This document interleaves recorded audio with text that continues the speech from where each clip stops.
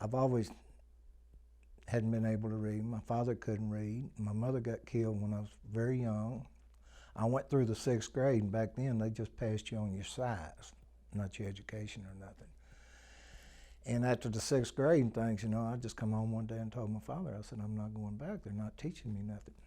Daddy put me on a crosscut saw and a chopping axe and said, well, you're going to learn how to work. So I went into service, and Vietnam War was going on. I asked the drill sergeant one day about getting an education.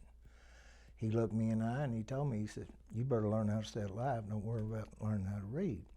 Like I said, my father got killed, and so I took over the business, and I kept that for 40 years.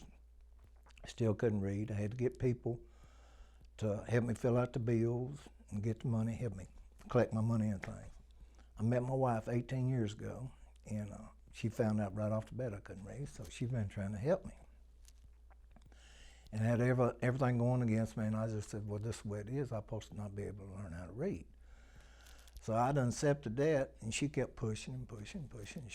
She went to Literacy Action to learn how to teach somebody how to read. So we tried that for about a year, and that didn't work out because she always come in tired. I was tired. I was still working and things. So that put it on hold to about a year and a half ago.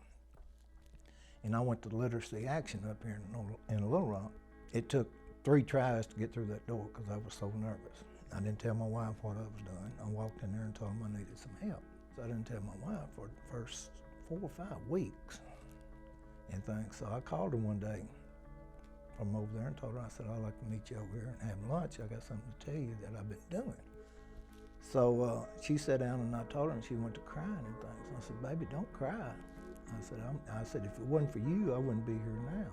The first book I read was Helen Keller. And I said, if Helen Keller can learn how to read, Sammy King can learn how to read after 66 years, And you might think your life is good and you got your own business and you're making money and everything's fine, but no, it's a complete different world, I couldn't even be sitting here now if it wasn't for Literacy Action, because they give you the confidence that you never had before.